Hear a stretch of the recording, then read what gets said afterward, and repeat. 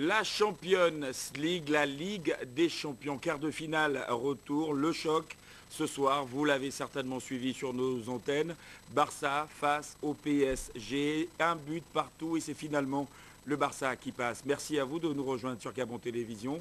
Madame, Monsieur, bonsoir. Bienvenue à cette édition d'information, la principale de la soirée qui démarre avec beaucoup de retard dû justement à la Champions League qui passait sur nos antennes. Conseil des ministres demain au palais de la présidence de la République. Le traditionnel tour de table sera dirigé par le chef de l'État Ali Bongo Ondimba dès 11 h. Tous les membres du gouvernement présents sur le territoire national doivent prendre part à cette importante réunion. Le président de la République, Ali Bongo Ondimba, de retour du Kenya où il était prendre part à la cérémonie d'investiture du président Kenya, Uhuru Kenyatta, à l'aéroport international Léon-Bas de Libreville hier. Il a été accueilli par le Premier ministre chef du gouvernement Raymond Sima Presse présidentielle. Bienvenue au Volmico, Anissé Sambaboubou, Igor Ivunda. Chef de l'État, Ali Bongo Ondimba rentre de Nairobi au Kenya.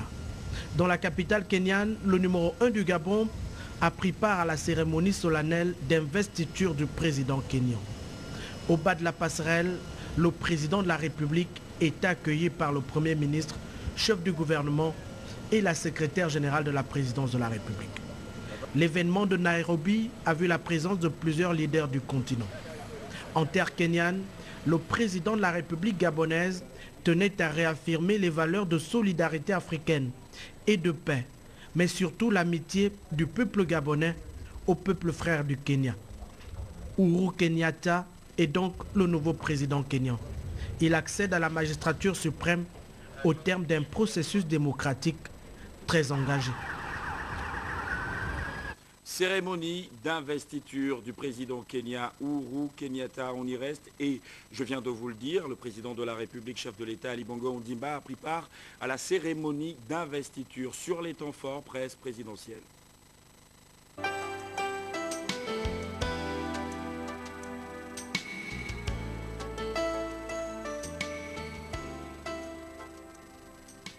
Mardi 9 avril 2013. Le jour vient de se lever sur Nairobi. Tout paraît normal, chacun devrait vaquer à ses occupations habituelles. Seulement, du côté de l'aéroport international Kenyatta, le dispositif militaire démontre que cette journée est toute particulière. En effet, c'est ce jour que le vainqueur de l'élection présidentielle du 4 mars dernier prête serment devant le peuple kenyan qui l'a porté à la tête du pays. Une investiture de Uhuru Kenyatta à laquelle prennent part plusieurs chefs d'État africains. Le Gabonais Ali Bongo Ondimba a fait le déplacement de la capitale kenyane. Aux côtés de ses pairs, il va prendre part aux manifestations liées à cet événement ô combien important dans la vie politique de ce pays de l'Afrique de l'Est. L'Occident est également présent à l'investiture du président Kenyatta à travers ses représentations diplomatiques.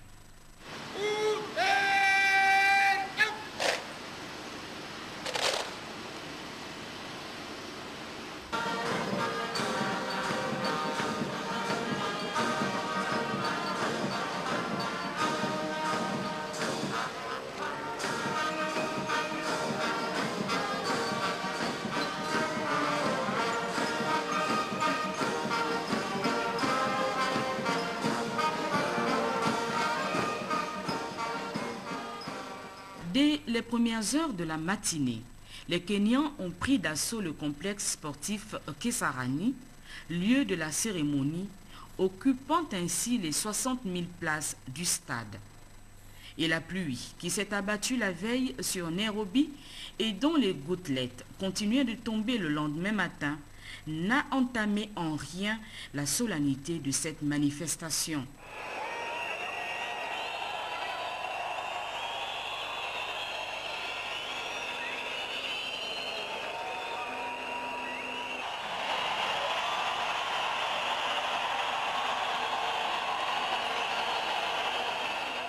D'entrée de jeu, il faut rendre grâce à Dieu dont chaque leader tient son pouvoir. Des allocutions ont ponctué la dite cérémonie, à l'exemple de celle prononcée par le président sortant. Mwai Kibaki, en remettant les attributs du pouvoir, une épée et une copie de la Constitution, a dit laisser le Kenya en de bonnes mains. Il s'est dit heureux de passer le flambeau à une nouvelle génération de leaders africains. Pour le président sortant, ce 9 avril 2013 célèbre la démocratie et la nouvelle constitution vient raffermir les institutions du pays. Le nouvel homme fort du Kenya a quant à lui fait le serment de la promotion de la paix, de l'unité et du développement économique. Uhuru Kenyatta a ainsi déclaré, je cite, « Aujourd'hui, le travail commence. Le temps est venu de demander non pas quelle est notre communauté d'origine, mais plutôt quels rêves nous partageons. Le temps est venu de demander non pas à quel parti politique nous appartenons, mais plutôt quel partenariat pouvons-nous construire. » Fin de citation. Cependant, le président Kenyatta n'a pas omis de rendre hommage d'une part à ses prédécesseurs pour les multiples actions menées à la tête de l'État et d'autre part à l'opposition pour son rôle déterminant dans le jeu politique. Aussi a-t-il dit accepter d'assumer le pouvoir pour ceux qui ont voté pour lui et pour ceux qui ne l'ont pas fait. Il a dit sa gratitude à tous les Kenyans qui viennent de lui confier de lourdes responsabilités. Pour cela, Uhuru Kenyatta et son vice-président William Ruto savent que les défis qui les attendent sont nombreux et ils se sont dit prêts à les relever pour le bonheur du peuple kenyan. Ils s'engagent à travailler pour la promotion de la jeunesse, de la femme, de l'éducation. Ils feront de la lutte contre l'insécurité une priorité des priorités. Ils travailleront également pour le renforcement des relations avec le monde extérieur, notamment les autres pays de l'Afrique de l'Est. Le Kenya respectera ses engagements tant avec l'Union africaine qu'avec la communauté internationale. Bon à savoir, le Kenya est un pays de l'Afrique de l'Est. Il est limitrophe du Soudan du Sud et de l'Éthiopie au nord, de la Somalie à l'est, de l'Ouganda à l'ouest et de la Tanzanie au sud-ouest. Il est baigné par l'océan Indien au sud-est. Le pays hérite son nom de celui de son plus haut sommet, le mont Kenya. Sur le plan politique, Uhuru Kenyatta est le 4e président après Mwai Kibaki de 2002 à 2013, Daniel Arap Moi de 1978 à 2002 et Jomo Kenyatta de 1964 à 1978, père de l'indépendance du pays acquise en 1963.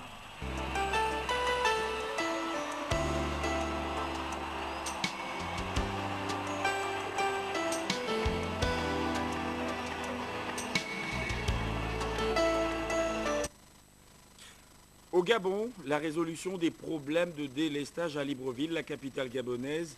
Le gouvernement de la République prend le taureau par les cornes. Ce matin, le ministre de l'Énergie et des Ressources hydrauliques, Étienne Dieudonné Ngoubou, était à la centrale électrique d'Akournam, à Ovendo, où s'est produit un incident d'origine mécanique causant de nombreux désagréments. Patrick Simangoy et Victor Mounouga de notre rédaction étaient sur place. Libreville, la capitale gabonaise, victime depuis 7 ans dernier des coupures intempestives de dames SEG. Plusieurs quartiers ont subi encore le calvaire au cours des dernières 24 heures. La fourniture rotative de l'énergie dans la ville n'a rien apporté en termes de changement. Au contraire, a contribué à envenimer la situation. C'est pour comprendre ce qui se passe que le ministre de l'Énergie et des Ressources hydrauliques, accompagné du PDG de la SEG, Christian Lefex, s'est rendu à la source, à la centrale électrique SEG d'Akournam à Ovendo, victime dans la journée de mardi 9 avril d'un incident d'origine mécanique ayant impacté négativement sur la production d'électricité, réduisant ainsi les capacités de production de la Société d'énergie et d'eau du Gabon.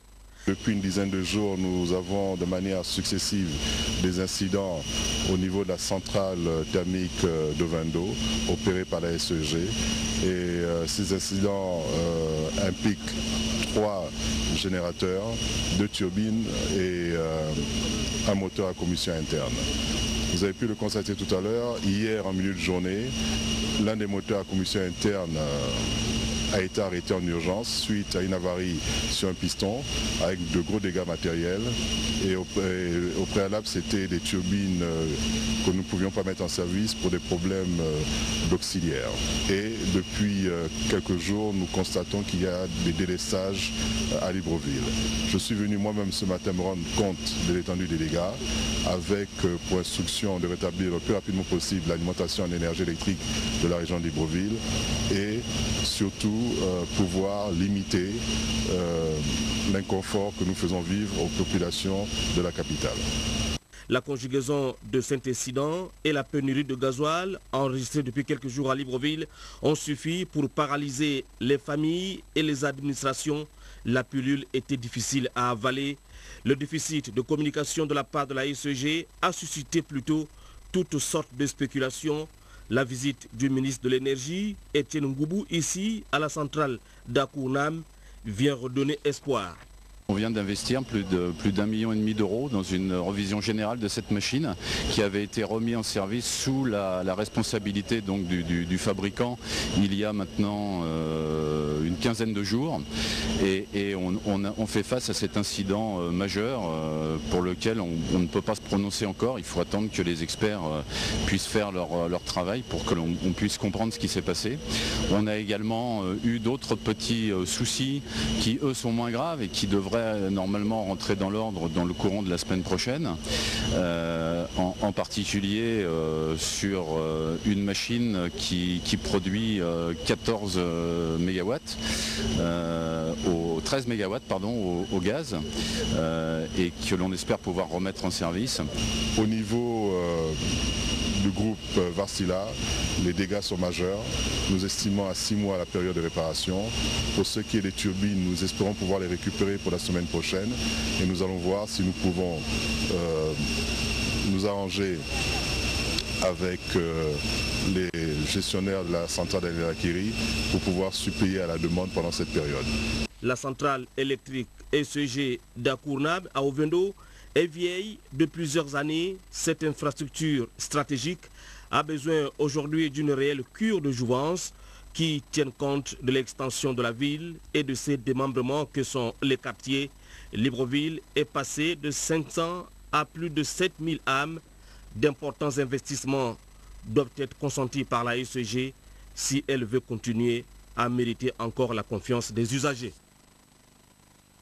La centrale thermique à gaz d'Alinakiri à Ovendo pourrait sans aucun doute solutionner les problèmes de délestage observés à Libreville, la capitale gabonaise. Cette centrale, on le sait, va combler le déficit de 50 MW accusé par la SEG, la Société d'énergie et d'eau du Gabon. Nous retrouvons Patrick Simongoy et Victor Mounouga. De la centrale électrique SEG d'Akournam à la centrale thermique à gaz d'Alinakiri, il n'y a eu que quelques pas franchis par le ministre de l'Énergie. Etienne Ngoubou y est allé discuter avec les responsables de Télémania, principaux gérants de la centrale, discuter de comment combler le manque à gagner de 50 MW accusés par la SEG dans la fourniture en électricité à Libreville.